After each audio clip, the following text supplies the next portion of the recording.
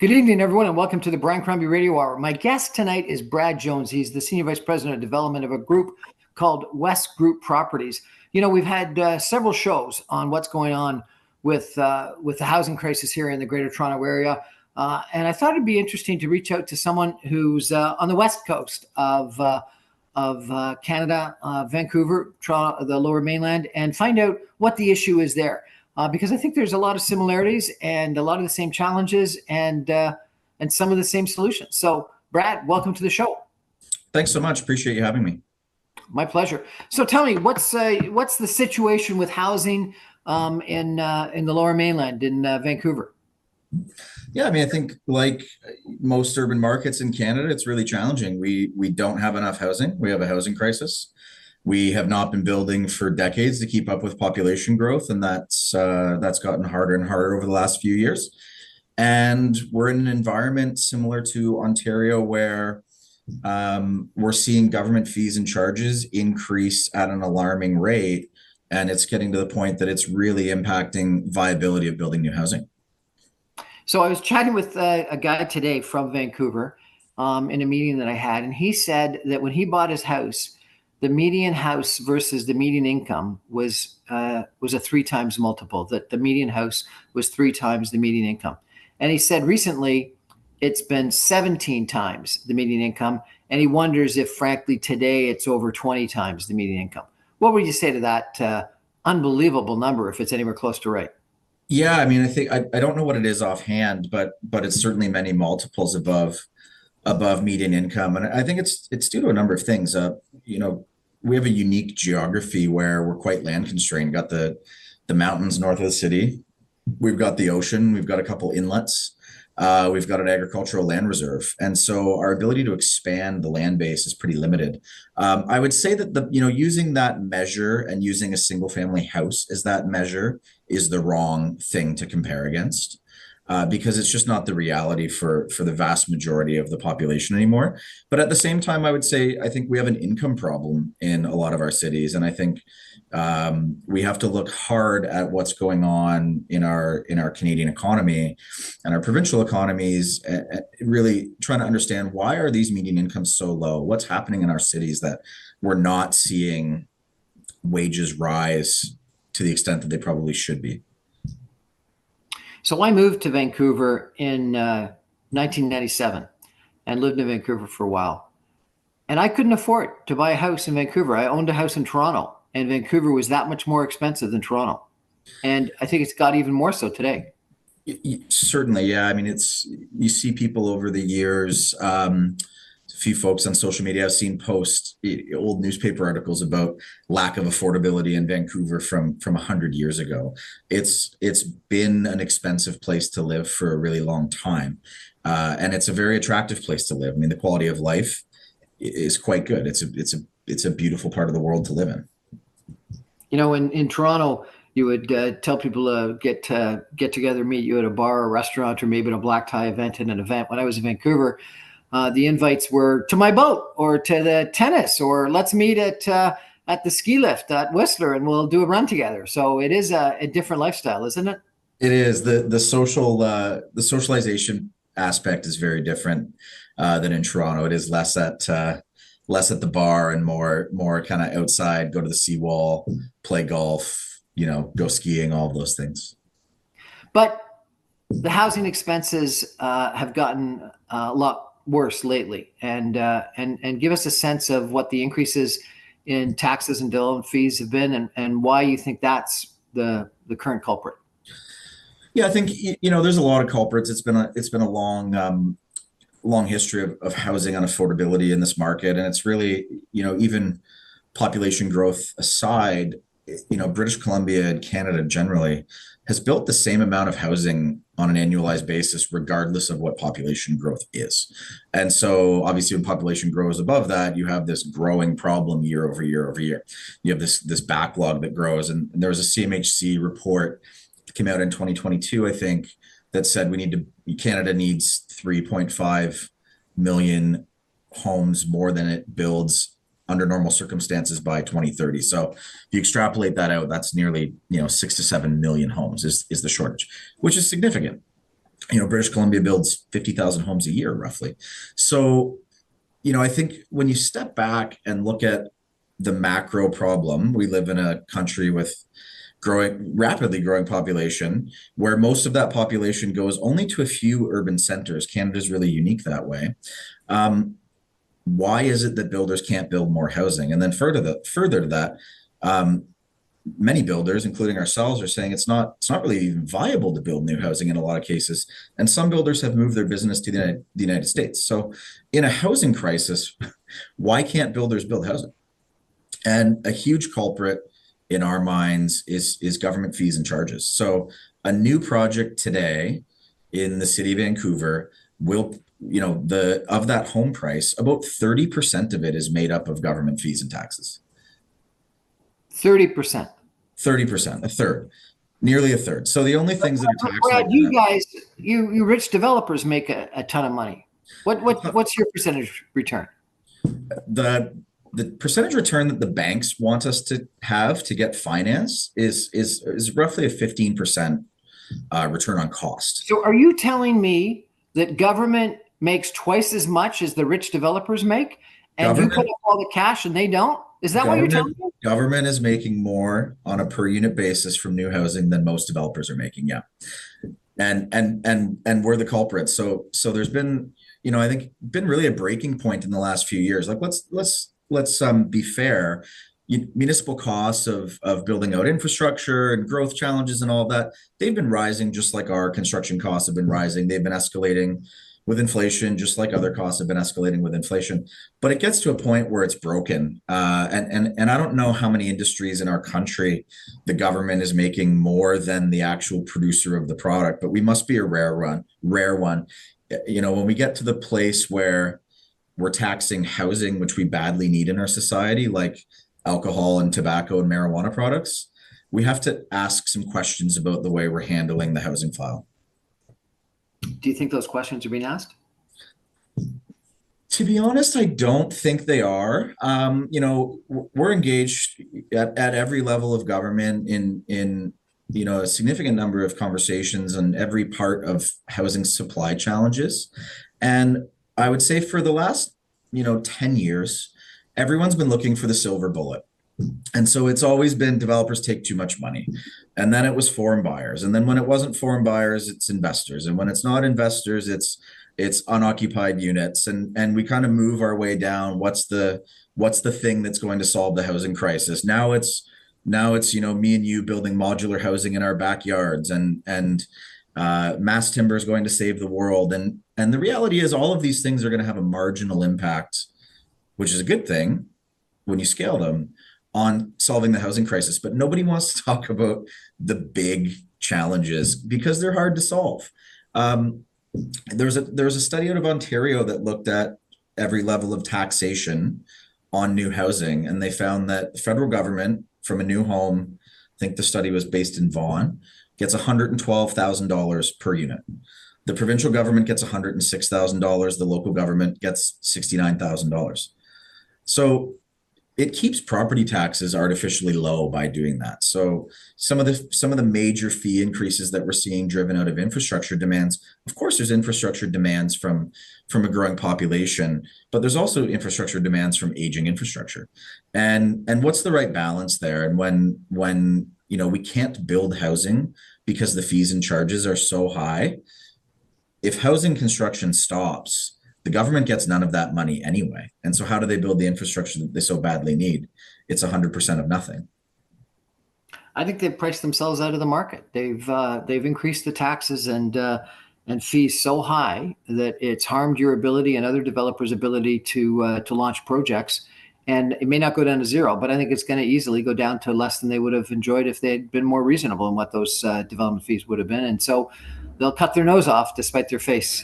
We got to take a break for some messages. We're going to come back in just 2 minutes with Brad Jones, talking a little bit about the housing crisis across Canada and using his experience in the Lower Mainland of Vancouver to really give another sort of analogy to what's going on in the GTA that all of you listening tonight are probably faced with. Stay with us, everyone. We're back in 2 minutes.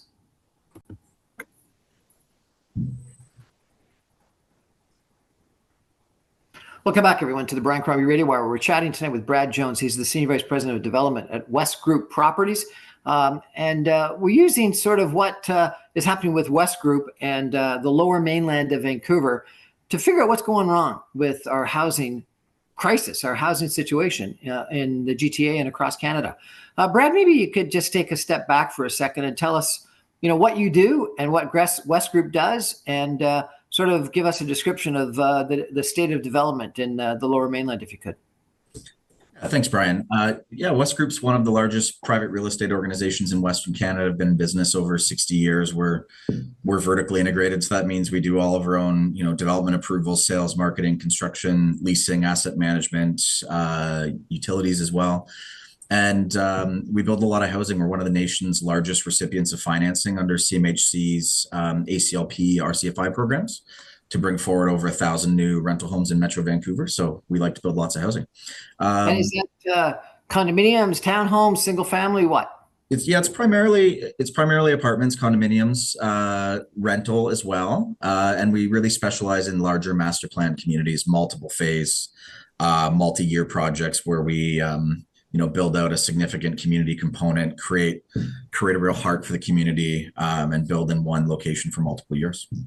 How do you build the heart for a community? I think it's complicated, but it's kind of simple. We think about where are places we like to spend our time and why, and then you try to design elements that make you want to go to a place. So, if a friend invites you somewhere to meet them for lunch, what kind of restaurant do you want to go to? Why do you stay in a plaza in a city that you traveled to for 5 minutes longer than you did in another one? We try to think about those elements. What are the places? What produces body heat and what makes places sticky is what we talk about all the time. What places produce body heat? A Taylor Swift concert. A Taylor Swift concert produces a lot of body heat. My daughters are pretty excited for the one here coming up. So tell us a little bit more what's going on with West Group and the development in Vancouver. Yeah, so we have a lot of housing projects on the go. Are on the development side in terms of kind of moving projects ahead. We work on 35 to 40 at a time. Have 6 to 8 under construction at a time. And we have a lot of projects in the pipeline that are faced with really, really significant fee and charges increase from government. And I think, a really unique part of home building is that we have really long project horizons. I mean, often from the time that we buy a site to the time that we move people in, it's a 10-year duration. And we might be one of the only businesses that exists where as you work through that project, so you've made your investment decision, you've bought the land, you're working through the city process to get your entitlements, the government just raises your fees year after year. And if you're stuck in the approval process, your fees go up again. And if you're stuck in the approval process, they go up again. And if the market's soft and you're not able to launch, well, your cost base just went up by 5 to 8% because the government increased fees and charges again on an annualized basis. So we're making investment decisions. And in the case of the fee increase we're seeing in Metro Vancouver right now, over a 12-year time horizon, we're seeing $20,000 plus per unit in increases in fees and charges. That's for that specific fee alone, it's 1,900% increase. So as a business, hold it. 19% you meant. 1,900%, 1,943, I believe, is the exact number. Over what time period? That's from 2015 to what it rises to in 2027. Okay, so over 10 years. So I think Toronto is a tenfold increase. So that's 1,000%. So that both sound extraordinary, but maybe a little bit more reasonable when you see that both are going up, I guess. Yeah, I don't think this is a contest you want to win. So but how does government get away with that? Nobody knows about it because it's baked into the price of the home. So they charge that to the builder prior to giving you your building permit. And so not only do you not see it, it's actually a tax that gets taxed again. So because it's charged at building permit, we finance that as part of the project. So now we're taking many millions of dollars gross fee And we're financing that over, you know, 4 or 5 year construction duration on a larger project. And so that accumulates an increase in costs. And then when it's time for the purchaser to close on the unit, the taxes that make up the cost to build that unit are taxed again. You pay GST, HST in your case in Ontario, PST in British Columbia. You pay land transfer tax on that gross price. So it's a hidden tax that's taxed again at multiple levels. No, no, you're wrong. I've heard several politicians say if we lower development fees, developers are just going to get rich. It doesn't get passed on. So there's a group in Ontario that came out together. I believe their acronym is CANT, and I can't remember what it stands for, unfortunately. But they formed a bit of a coalition that says for every dollar that the government reduces fees and charges by, we'll reduce our prices by $1. And to give you an example, locally, we just actually gave this example to the city of Vancouver. In 2015, let's say we were selling a project for $550 a square foot. We had a higher margin in our business at that time than we do today, selling at $1,200 a square foot. So that even though revenues have more than doubled, our cost base has eaten that away. And a lot of that cost increase has been just massive escalation in government fees and charges.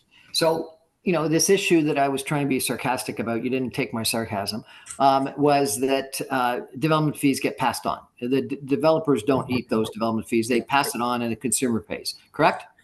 Absolutely correct.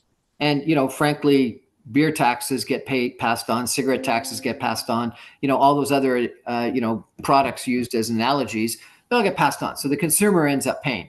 And these taxes that are hidden are actually, I think, one of the worst regressive taxes in our whole society, because they're paid for by young people that try to get into the housing market, by renters that try to get into the housing market, by newcomers to our community that we've tried to persuade to come to here to contribute to our economy. And they end up paying these outrageously high taxes.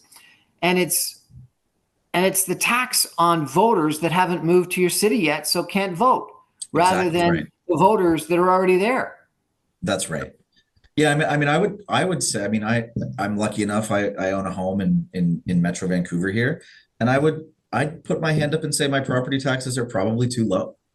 The split between an existing homeowner and a new homeowner is not balanced right now, and the Metro Vancouver increase that we're facing here, a big part of that was they changed the balance and pushed the majority of infrastructure costs onto new development. Basically, the old growth must pay for growth, but growth is paying for decades of lack of investment in infrastructure. Growth is paying for decades of lack of maintenance of infrastructure, and so it's a really unfair balance. And not only are those people, paying for it in the cost of their home, that new young family that's just trying to get into the market, they're financing that and paying interest on that over the duration of their mortgage because it's baked into the price and they don't even know about it.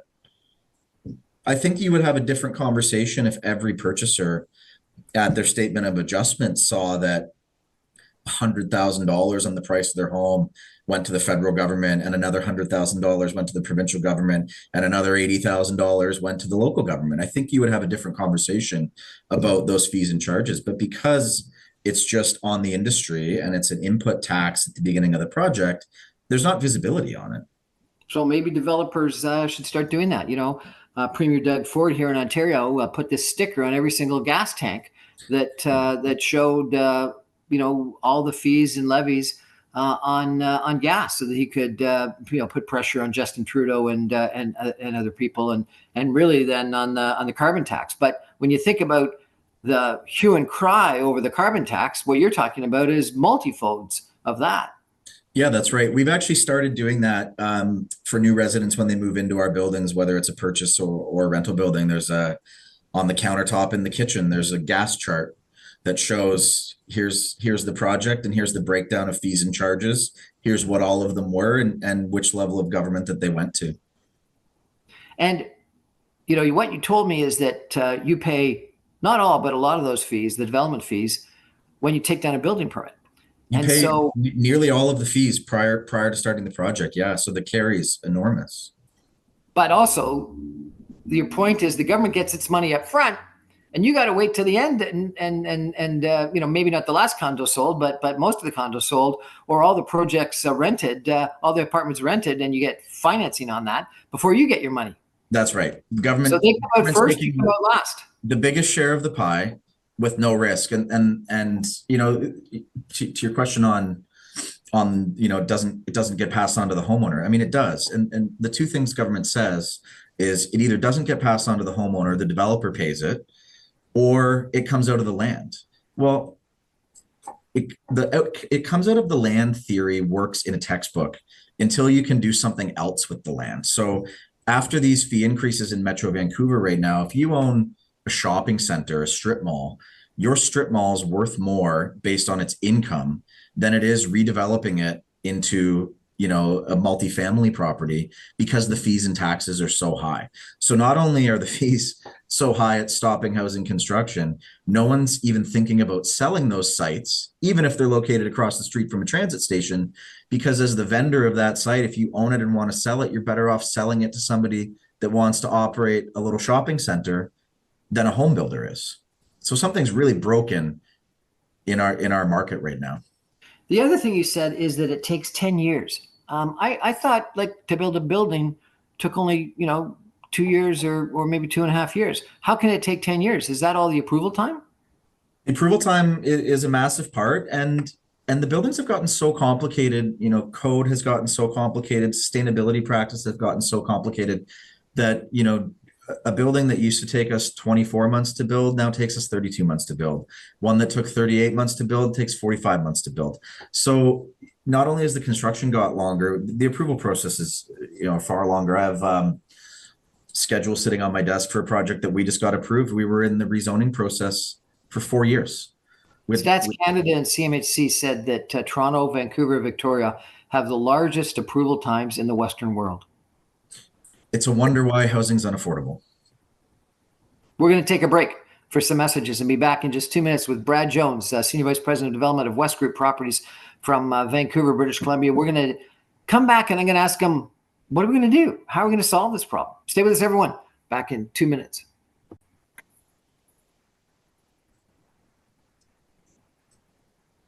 Welcome back, everyone, to the Brian Crombie Radio Hour. We're really tackling or trying to tackle the housing crisis in Canada, and we're using Brad Jones, Senior Vice President of Development at West Group Properties, and talking about what's going on in the Lower Mainland of Vancouver as another example of the challenges that we've been focusing on over the course of, not just the last couple of weeks or months, but frankly, the last year and a bit in the Greater Toronto area.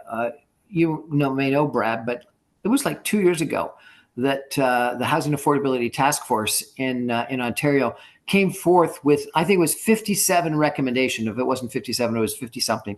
And of that 57 recommendations, only 6 were implemented. And I think one was the Greenbelt that wasn't in the recommendations and was still implemented and then backtracked. So we won't talk about that tonight.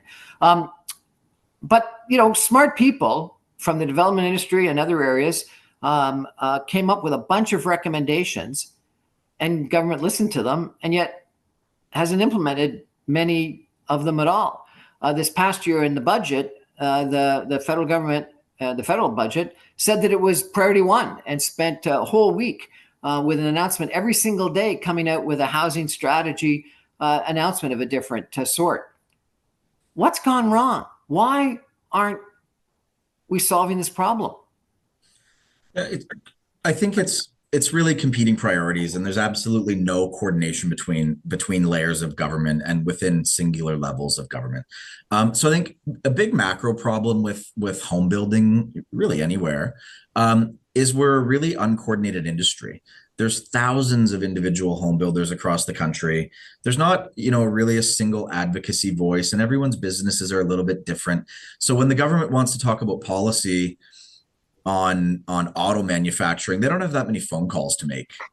And the groups are probably pretty similar. But when they want to change a home building policy, it impacts markets across the country and builders across the country very differently. So I think we're a hard industry to understand and interact with, although we try. But what we see out of government is mixed messages and, policy going, left, right, up, down, all at the same time. And as a great example, CMHC created a generational success in the construction of rental housing that we haven't seen since the 60s and 70s with the RCFI rental construction financing initiative that they came out with. I believe it was announced in 2017, and it's now called the Apartment Construction Loan Program. We have not seen rental housing construction like that, as I mentioned, in 50 years.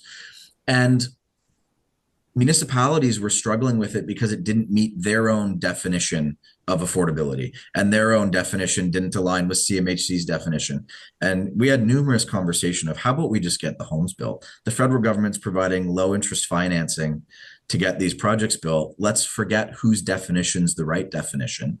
The feds probably should win this one because they have the money, and let's get the housing built. So I think uncoordinated policy is a huge problem. You know, there will be an announcement day one about we're going to do so and so to get new construction kicked off, but there's not an announcement that fees and charges are going up by 10% next year. And there's not an announcement that we have the 6th building code change in the last 9 years, so nobody knows which version to design a building under anymore. I mean, our industry has been so unsettled by policy change. Recently, we've been telling every level of government when they ask us what to do, our advice is to just leave our industry alone. Let us operate without a policy change. I went back and looked in the last 7 or 8 years of the dozen or so buildings we've constructed. There isn't one of them that's been built under the same building code. So building code, structural code, electrical code, sustainability code. It's been a different version of one of those things every time. So how are we supposed to get to any kind of efficiency? Imagine Ford trying to make a truck in Oakville if the government came in every 6 weeks and said, oh, you got to change the wiring harness on this one. We changed the rules. You'd never be able to do anything. And that's really what our industry's faced with. It's a fire hose of constant policy change. And we have no stable operating environment to just build housing. Brad, I've been involved in the entertainment business and the beer business and the pharmaceutical business. In a conglomerate, I worked for Jim Pattison, which was involved in, almost every single business in Alberta and British Columbia. I have never experienced the kind of regulatory input and restrictions as I have in the real estate business. And yet most people think about the real estate business as sort of this swashbuckling, free enterprise, go and build a building kind of a business. Why is there so much regulation and red tape? Where, I don't know about in Vancouver, but in Toronto, they tell us, how many bike racks we need, how many parking spots we need, how much amenity space we need as a square footage relative to the square footage of the units, what the glazing is on the outside of the buildings, et cetera, et cetera, et cetera. More so than in any industry I've been involved in, other than maybe the pharmaceutical business, where they actually didn't tell you all that stuff. They just made you do rigorous reviews to ensure that it worked and it met the criteria that was established for that drug. So why is it? And just to be argumentative, Jane Jacobs, who I think is sort of the god woman godmother of city building, said zoning doesn't help. Organic city development is the best. So if organic growth in city development is the best, why do we have all of this red tape and regulation? Does it serve any purpose? Yeah, it's a great question. I would actually, I think there's an interesting question around Jane Jacobs, actually trained in planning. I think Jane Jacobs maybe was part of the lead to all the regulation, because it created an environment where citizen planning became, a real force. And I think the planning profession kind of lost a little bit of its confidence, and it asks, and it's really a NIMBY based system where dissenting voices carry quite a lot of weight. The other thing, I think there's just organizational entropy that happens. So every single policy is a good idea on its own, and no one looks at the collective. So there's probably a department in the city of Toronto that counts bike racks now. And that department is really important for that department, and they believe in what they do, and I'm sure they work really hard. But on a macro Canada housing perspective, we probably don't need to do that. But each one of these policies in a vacuum is marginal, and it makes sense, and you can justify every single one of them. But when you put them all together, there's a chart that floats around our industry right now where I think there's currently being consulted on 250 different policy changes that affect our industry in some way in lower mainland municipalities. We have 21 different ones, by the way. We didn't amalgamate. Whether it's the 21 municipalities, whether it's Metro Vancouver, where it's provincial code changes, where it's federal policies that affect us. How on earth is our industry supposed to know and understand the impacts of every single one of those, and what's the downstream effect? You're absolutely right. We are the most overregulated industry that could possibly be, and for some reason, government treats housing differently than almost anything else. And we regulate it, but then don't support it. An example we like to use a lot is, you know, how has the government funded or supported home building compared to other industries? So let's go down the list. Clean tech tax credits, $83 billion. EV battery manufacturing, $26 billion. Net zero accelerator fund, $8 billion. Those are grants. That's money. Grants and tax credits. And the real estate industry, the home building industry, got low cost financing, which was a generational success. So why aren't we doing things like we're doing with other industries? I mean, the feds and the government of Quebec, I believe, gave $4 billion to an EV plant that may be now being scuttled. How far could that $4 billion have gone in home building? How far could that $4 billion have gone in transit infrastructure, growth related infrastructure? So I think, there's a real question on how senior levels of government are supporting the home building industry rather than, really villainizing housing construction. Why villainizing housing construction? Why? It's a great question. I mean, it must poll well. I would love to see those results. I mean, there's a joke in our industry that you've never seen the real estate developer be the good guy in a movie. But at some point, a business person took a risk to build every home that anyone in Canada lives in. The There private was a sector. guy in, I think it was Burlesque, somebody. You ever see that movie Burlesque? I I think it did was not actually know. Cher and who was it? They persuaded the developer to not develop and tear down the building and build something nice. Okay. You'll have to watch the movie. I'll have to watch it. But I think we must be an easy target. But the reality is the private sector builds over 95% of the housing in our country. You need the private sector. The scale of the problem is far too big for government to solve. And we've also seen, government does not have a great track record of building and maintaining housing. So what about social housing? What's the solution there? No, that's a really hard problem. I think there's really creative programs happening now, through CMHC, through the federal government. There's a component of the market that's really hard for the private sector to serve if you have to make a margin. Just the reality of it is that the income levels are far below what it costs just to pay for the construction alone. Forget about the land, forget about the fees and charges, all of those other things. So there's definitely a challenged part of the market where the government is really badly needed. Absolutely. So if we appointed you the Minister of Housing or the Minister of Finance, or God forbid, maybe even the Prime Minister, what would you do tomorrow? I think let's not get crazy. I think immediate actions need to be, number one, a complete ban on any new policy at any level. And I think we need to repeal some things over the last number of years. We need to harmonize codes across the country. A heat pump that you put in a building in Toronto, I should be able to put into a building in Vancouver. Those shouldn't be different. And then there needs to be a massive reformation on government fees and charges. And we need to see a significant federal investment in the urban centers that take most of the population growth. Because let's be honest, the federal government is the beneficiary of the GDP growth and the lifelong income taxes that those new residents to Canada pay.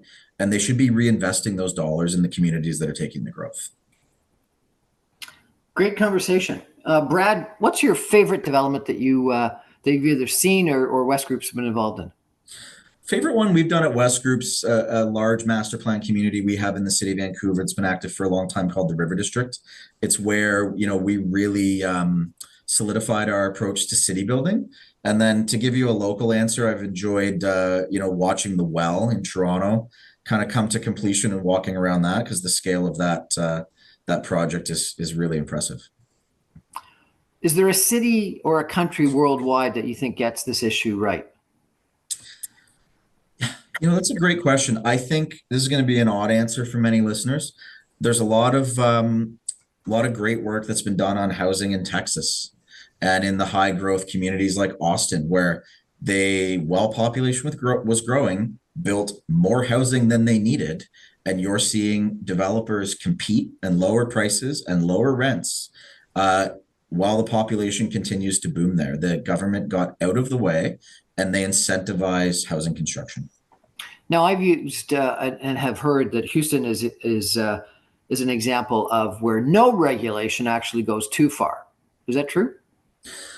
I haven't been to Houston. I know the example. I mean, I think certainly at a point, that could be the case. I would say, in more sophisticated cities and urban centers, I think the market can do a really good job of regulating itself from a use perspective. An industrial use is not going to come in and outbid, a multifamily project or an office building downtown. So you wouldn't have those types of concerns that really were the basis of zoning, a long, long time ago. So you talked about 3.5 million homes, incremental to what is currently being planned and built. I think the number in Ontario was 1.8 million of that 3.5. And again, that's incremental to what would have been built anyway. Right now, it would appear we're nowhere near close to meeting that. And I'm not sure about the Lower Mainland in Vancouver, but condos are almost stalled in the Greater Toronto area.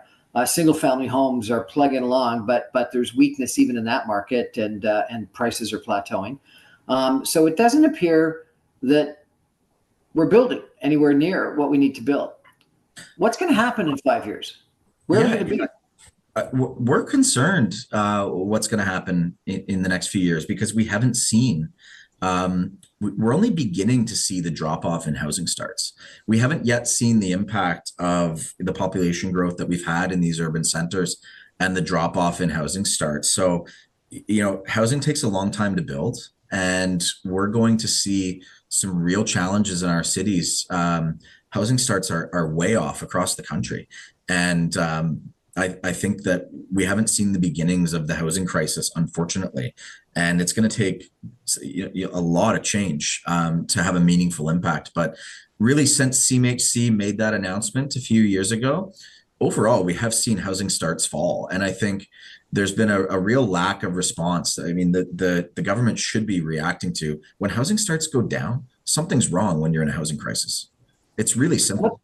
What's going to happen to those workers? Are they going to hang around till we start building again?